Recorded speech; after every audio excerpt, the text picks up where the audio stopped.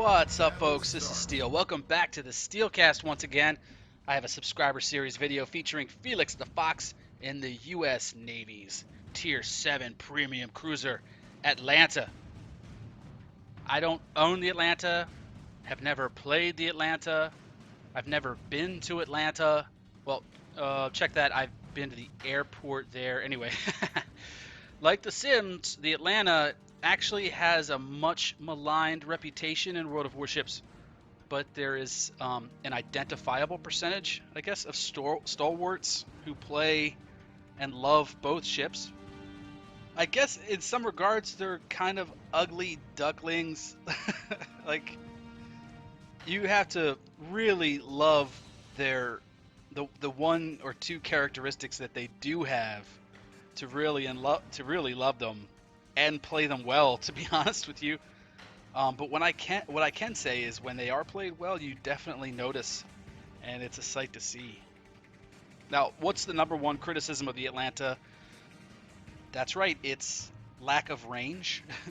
In a game where the meta has been shifted to more accurate long-range guns, Russian cruisers, the Atlanta maintains its lonely role as a close-in support ship, but it has an amazing rate of fire and an amazing turret traverse.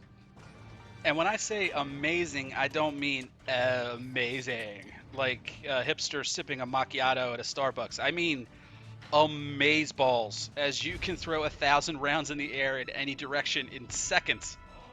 Now, obviously, we're in a ranked battle on Shatter, because you got to get those stars, man. Yeah, I found it's definitely not a map for the faint of heart. It should come with a Surgeon General's warning in ranked, because it's literally kill or be killed if you want to be successful. The meta usually is each team caps A and or C, and then fights for control of B. Now look at B. It's the ultimate pinch point.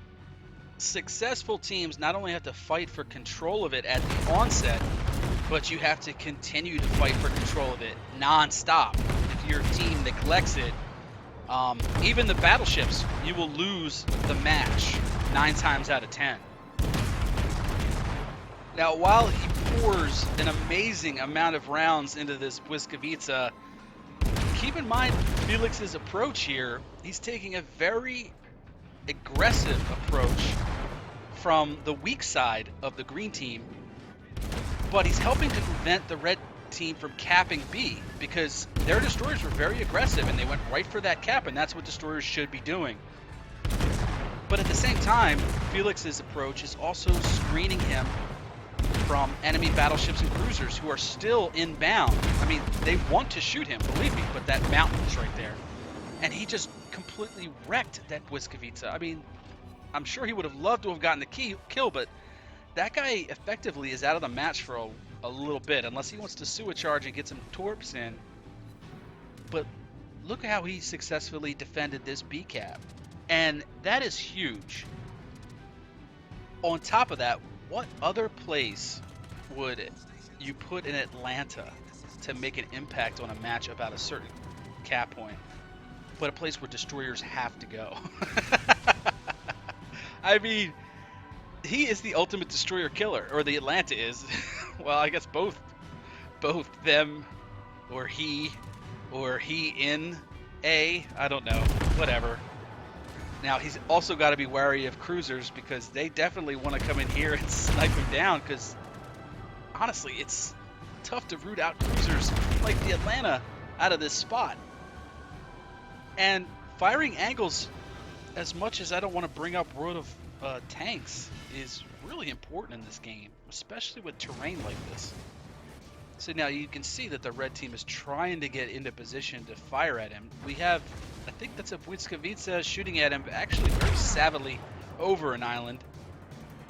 And yeah, firing angles are really, really important, and people that understand this game. But the basic rudimentary understanding beyond rate of fire and alpha and pen and all the sexy stuff that people have a tendency to talk about a lot.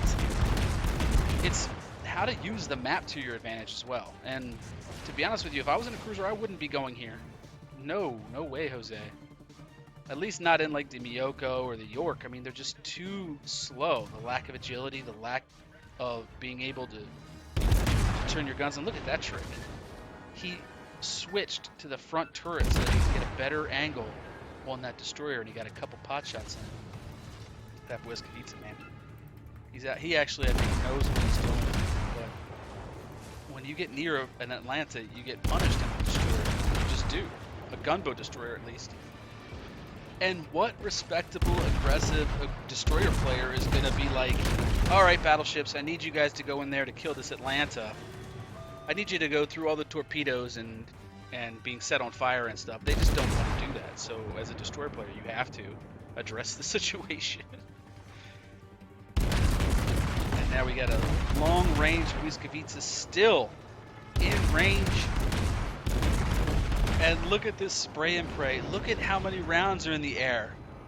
Now, when you're a competent player and you know what you're doing, it is addictive. Other players will come and support you. Like I said before, getting control takes aggression, but maintaining control takes a lot of coordination. Maybe not like awesome coordination, but at least having ships there. But that also includes spot control. And without spotting, even if you successfully capture it, you will not know when or where the Reds will attack. So you can't lead your torps, you can't get your guns in position for ships that are inbound, and what if a battleship shows up?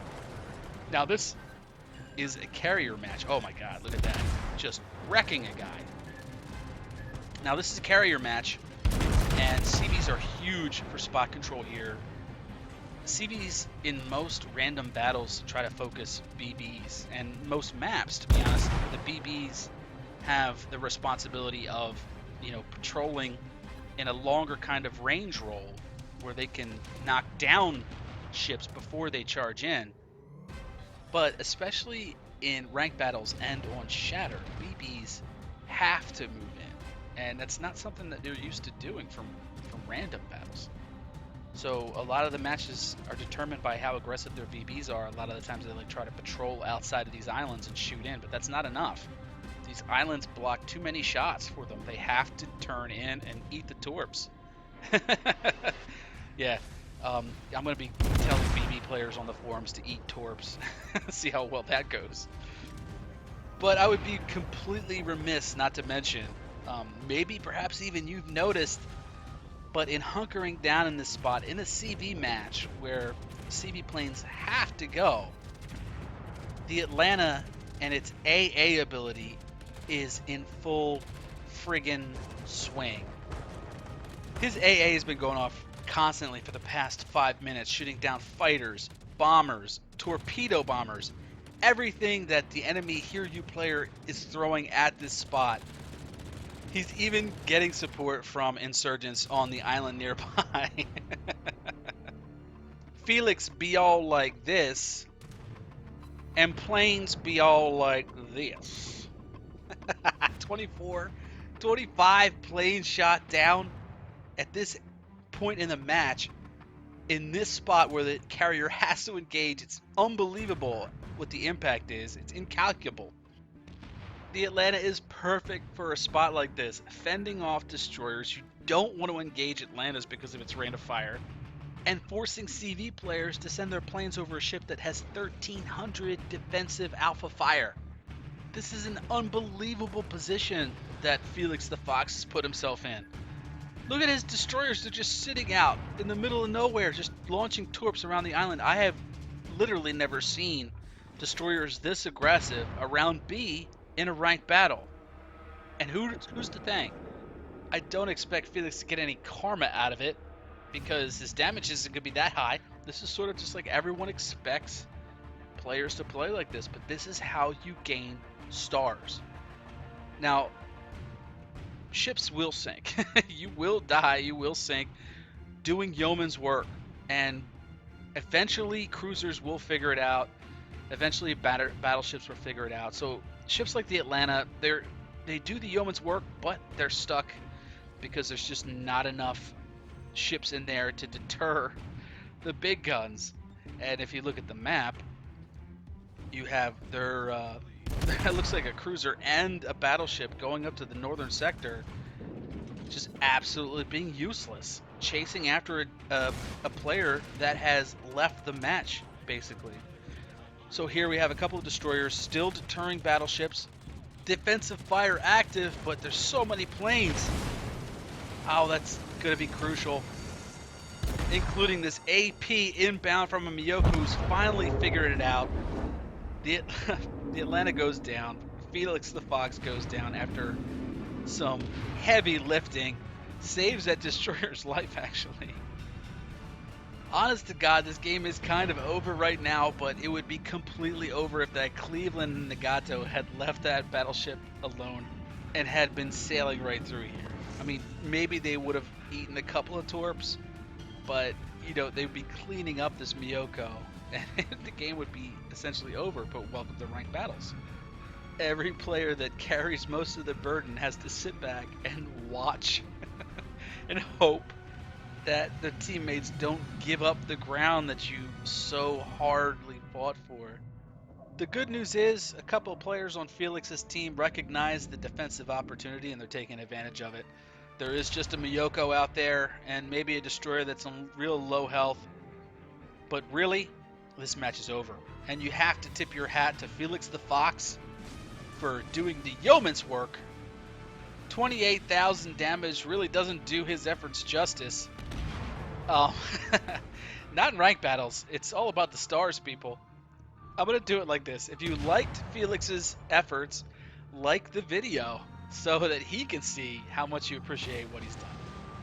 If you're interested in having any of your best matches narrated by the Steelcast 27, feel free to email me at steelcast27@gmail.com and we'll get it done. Hey everybody, thanks for watching. If you liked the video and you want YouTube to let you know when I release more, please feel free to like and subscribe. I plan on putting out 2 to 3 videos per week of ship reviews, history, and gameplay. My live stream is currently on Twitch at the URL right there. Good luck, have fun, and I'll see you next time.